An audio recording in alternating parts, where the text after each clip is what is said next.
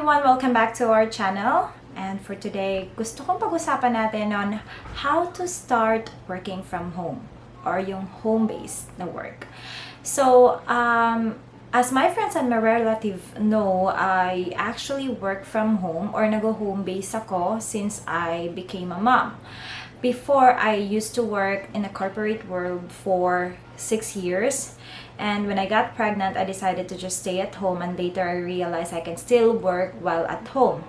So here are the common things or questions na nai-encounter ko from my friends or from someone who knew na I work from home because they also wanted to start up maybe.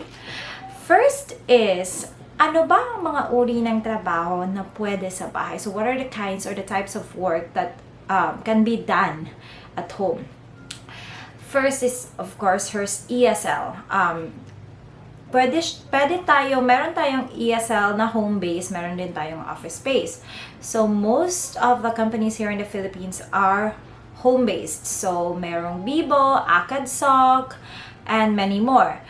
So, if you are good in English, grammar, pronunciation, and everything, then that's for you. Next is the virtual assistant na tinatawag. What is a virtual assistant? Virtual assistant is actually, by the name itself, it's a virtual assistant. You're like a secretary pero virtually. Assistant ka nung may-ari ng company, ng CEO, or whoever is it, but you work from home or remotely. Others are also, there are also like types of virtual assistant na tinatawag, pero they have a specific skill. So what are the skills needed if you wanted to become a virtual assistant? That will always be up to you. So for example, if you are good in creating a content, then you can be a a content creator. If you're good at designing websites, so that's web designing. If you're good in programming, then you can go over to that field.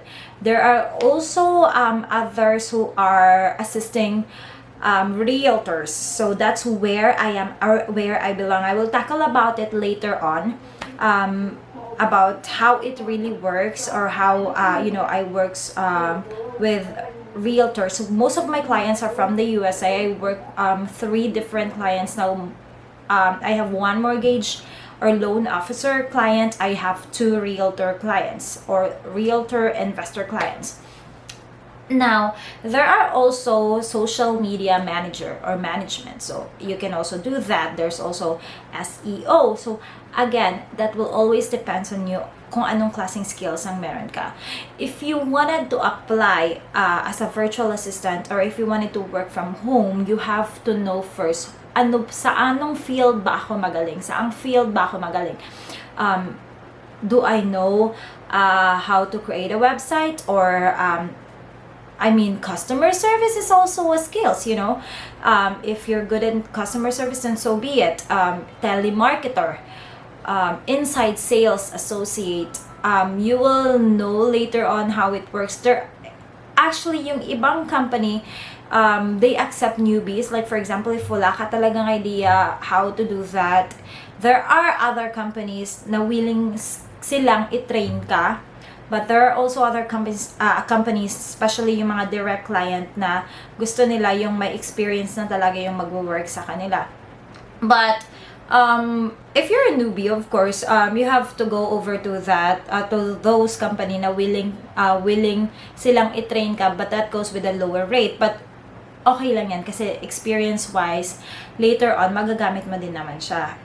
Take it from me. I was once a newbie din naman. I don't know how the field, na pinasukan ko, if ano siya or whatever, because, I'm not an agent. I'm not a realtor agent. I don't have any idea about it. I've been to technical support. I've been to entertainment. I've been to airline industry, but I've never been to real estate industry here in the Philippines. What more pa kaya dun sa abroad, diba? So again, there are different kinds of skills that you can learn or you already have that you can use in applying as a virtual assistant.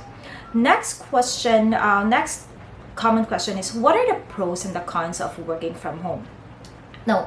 Let's talk about the cons first of working from home. First is, of course, wala kang benefit. Like, we don't have like SSS, we don't have pag-ibig, or we don't have leave of absence, or that depends. Again, if you are working directly with a client, there's a possibility, maybe 80% of the 80% possibilities that wala siyang leave, or that depends if talagang mabait yung client mo. But if you are working under an agency or company like home-based, we're talking about home-based companies. If you're working under home-based companies, there are other companies that are offering, leaves with pay. And there are also others, pero I haven't heard about them paying the SSS benefits or pag-ibig benefit, PhilHealth. You really have to do it voluntarily. That's what I do actually. I voluntarily pay my contributions na lang dun sa office nila, like quarterly. That's what I do, so that hindi naman siya masyadong hassle sa part ko. And HMO. Other agency are offering HMO. However, if you're working directly with a client, that always depends on the discussion. I mean, depende na sa'yo on how you open it up with your client. Other clients will actually consider giving you HMO 50% of the HMO amount. They will shoulder it 50% sa'yo. So, but not every client is the same, diba? So, sometimes, ano ka talaga ng mababait na client. Sometimes, they just wanted you to work. So, but that's fine. So long as you're paid and hindi thank you yung trabaho mo, that's okay. Anyway, but those are the cons of working from home. And also, on this job, that it depends kasi there are also type of job na project-based. So, pag sinabing project-based, it can be 1 to 3 months lang and you have to find another client. But if it's a long-term job, because you will know naman during the interview, during the time of the hiring process with your client or with your company, you will know if it's a long-term client or if they're just looking for someone seasonal lang or for project-based. But it's okay. So long as you already have the experience, hindi ka kailangang panghinaan ng loob kung nawala na yung client mo. Kasi if you already have the experience, you have the knowledge already, more often than not, you will get hired quicker than the first job that you have or first application na ginawa mo. But that's it. I'm not saying it's not stable because I've been working from home now for 3 years. Though it happens, nawawala minsan si client. But good thing is that I don't work with just one client. That's what I learned. I always have other backup kasi just in case, what if the client will say, I'm so sorry, I have to cut your service because I have to cut my expenses like this, like that, mahina yung negosyo or something like that. They have all the reasons and it's beyond our control. So long as binayaran ka with your work, that's fine. But just if you're really the provider in your family, you have to make sure that you have a backup. You have another client. So that's what I do. It's not that I'm saying I am the only provider in our family because my husband works as well, but big part din yung kinikita ko from working from home. So it's not like a part-time for me. It is a full-time because I have 2 kids. And this is actually one of the pros from working from home. So the pros is, if you're a mom, you're always available 24/7 for your kids, for your husband. So you're just here. you're at home, especially God forbids if they got sick or if they needed your full attention or anything. You're just there. Okay. What? I'm sorry. So yeah, this is one of the pros. And also, you don't have to travel. As we all know, traffic is really bad in the Philippines, especially in the cities like Manila, Cebu. How bad the traffic is. I used to work before in an airline industry, and I should be in the office by 8 a.m. Now, because of the traffic, 8 a.m. is rush hour. So because of the traffic, I have to wake up 4 hours before my scheduled work. So that's 4 in the morning. I have to take a bath. I have to travel. More or less, kailangan meron akong 1 hour and 30 minutes na allowance. So I can leave 1 hour and 30 minutes before 8 in the morning. Kasi if not, ayun, I will be caught in the traffic na. And alam mo naman, pag office or sa office, it's normal na pag na-late ka, it will be deducted from your pay. It will be against you. You will have disciplinary actions. You will receive IRs or ERs. So, that's really not good. Because sometimes talaga, yung traffic, hindi natin ma-predict. Like, for example, if there's like a banggaan or whatever, so you get stuck talaga. Anyways, if you're working from home, like even 5 minutes before your shift, you can still relax.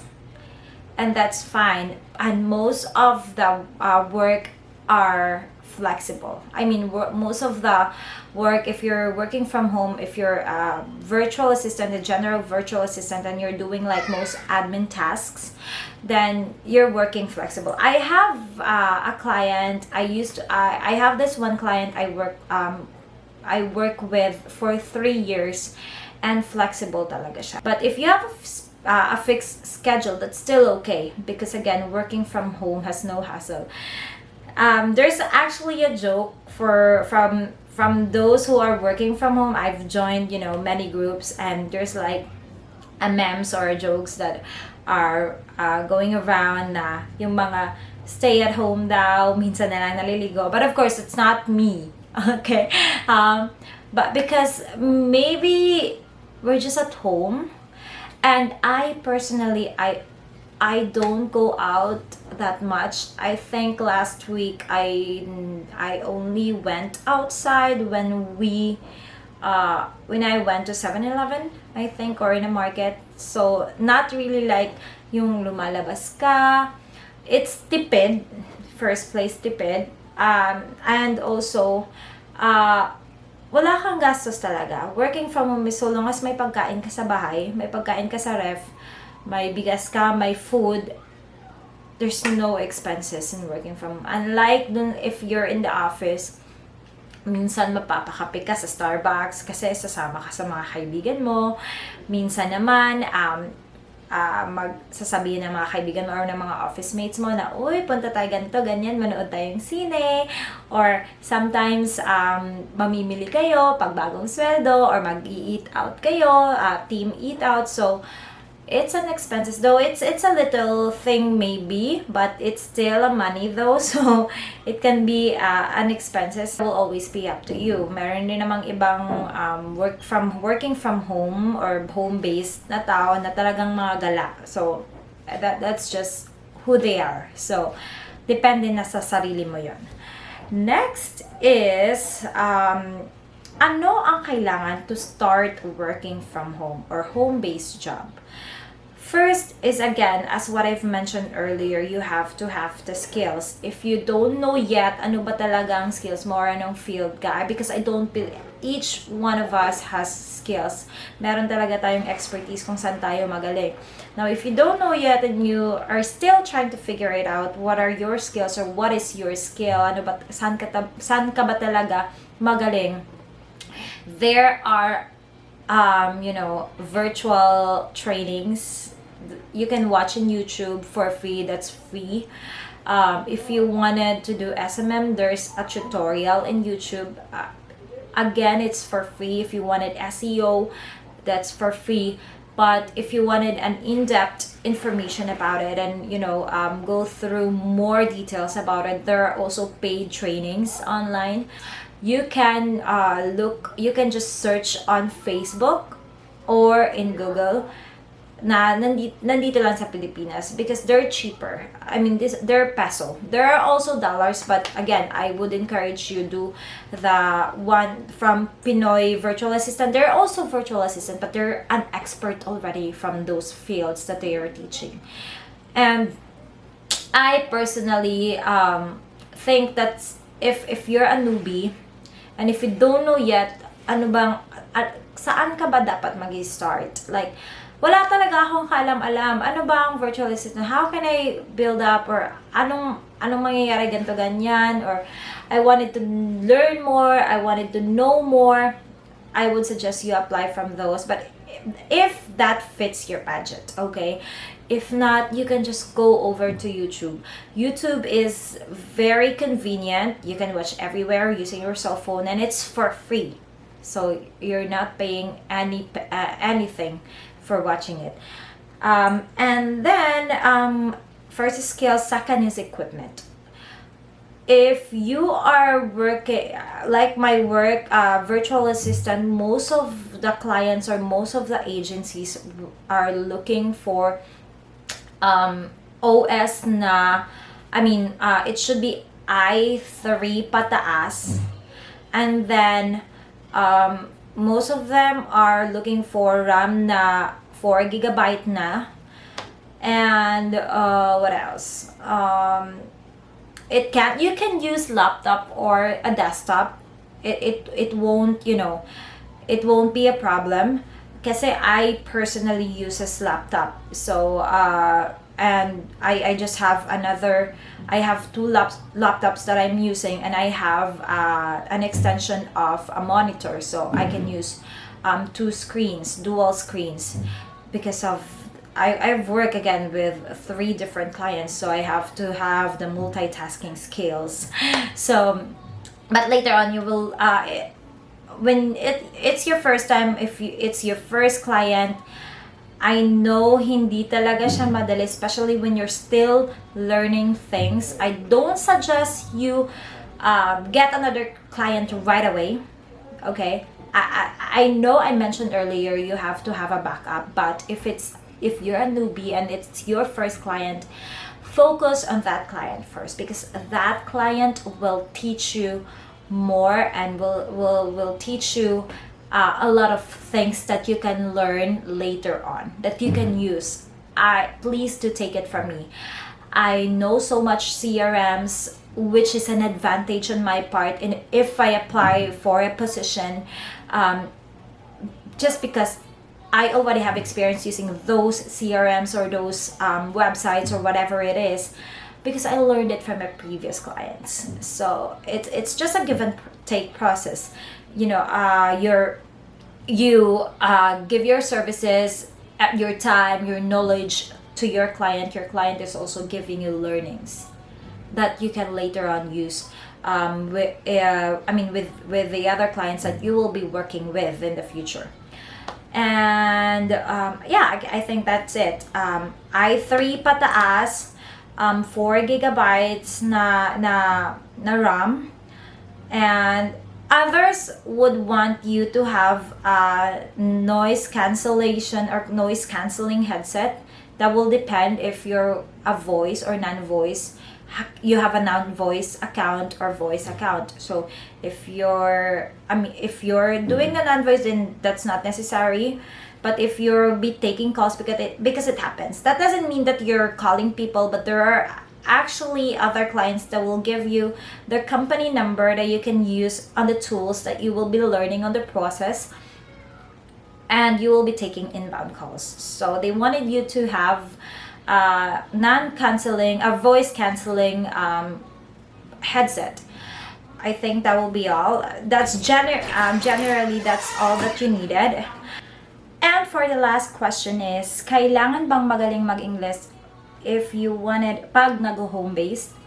Again, as what I've mentioned earlier, there are 2 types or different types of home-based. If you're looking to work as an ESL tutor or teacher, of course, yes, you have to really have a good English communication orally or written English. Kailangan mo talaga siya kasi you will be teaching you will be teaching kids or professionals from other countries. Second is the the virtual assistant. Now, for virtual assistant, if you're working in a customer service industry and you work directly with a client or like with the customers, of course you have to have a good communication skills, English communication skills. It's because you will be talking to native speakers. Most of them are US clients, Canadian, or English speakers. So you really have to have that skills. But if you're the non-voice part, I know we Filipino kasi it's in us na talaga na marunong tayong mag-Ingles and nakakaintindi rin tayo ng Ingles. So long as naiintindihan yung English mo, like for example, if you're a web designer and you can't really speak fluently in English, but you can speak English, but not that like, close to native or no accent English. With that kind of skills, no, it's not necessary for you to have like, kailangan magaling talaga ako mag-English, kailangan may pa-accent talaga ako. No. Because, again, so long as you're good in your field, you've shown your portfolio, you have shown the projects that you worked before, and you can communicate basic English with the client that you will be working with, that's okay. Again, if it doesn't deal or dealt with a direct customer, or you don't have to speak to a customer, you don't have to sales, like, nagbebenta, telemarketing, I don't think client will really require you to have a good English, so long as naiintindihan ka lang. But with content writer, if you're a blogger, there are also ghostwriters, something like that. Of course, you have to have a good written English skills as well as the oral English skills. Again, that will always depends on the field that you will be choosing or you will be working. Kung ano yung skills mo, if it's more likely like a skills pang non-voice, no need to talk to a customer or client, then it's okay to not be as good as the one working or those native English speakers. It's not necessary. So I think that's it for me today, and I hope I've covered all the questions, all the common questions na other people are wanted to ask for those who are working from home. Now, if you do have more questions, please ask me on the comment box below. I may try to create another video in the future more about those working from home, kung saan, if you already have the skills, kung saan pwedeng mag-apply, anong website, anong company there, because again, there are agencies, there are direct to the client. Now, if you're a newbie, I would suggest you go over to those agencies first, so that agencies kasi they will teach you. You will have the learning, and then when you already have the learning, you have the courage to apply to a direct client, then so be it. It's just that if you're working in the agency, you will expect na mas lower talaga yung rate niya compare if you're working to a direct client, but not lower like talagang low na low, because I have this group of people on Facebook na puro kami mga work from home work from home people, and it's like agreeable that we Filipino freelancers, we are called freelancers, should have like the lowest rate should be $3 per hour, and that will be considered like 50 to 49 pesos. So it's not bad for a starter, for a newbie. Again, it can raise up. Trust me, pwede siyang dumoble, trumiple when you already have that skill and you can earn 6-digit if you really wanted to. If you're really that hardworking kind of a person, you can earn 6-digit a month. It will always be up to you and how you sell yourself to those clients, because again, in this industry there's a competition. Not just Filipino, hindi lang po Pinoy ang mga virtual assistant. Marami pong virtual assistant even from the other countries. It's just that most of the US clients, or most of the clients, there are clients from Australia or from other countries, they like more Filipino. That's because we Filipino are, magaling sa English. Not really like lahat naman magaling, or we can speak English, we can understand English effortlessly. Kasi elementary pa lang tayo, pinag-aaralan na natin yun. So we have that kind of skills that luckily or unluckily yung iba from other countries, they don't have. I won't name those countries, but if you become a virtual assistant, you will know kung anong mga bansa po yung close competitions ng mga Pinoy. But still again, I think 60 to 70% yung in-hire talaga is mga Pinoy. So that's our advantage. So again, I'll be seeing you on our next vlog. And if you do have more questions, just comment down below. Thanks for watching and bye!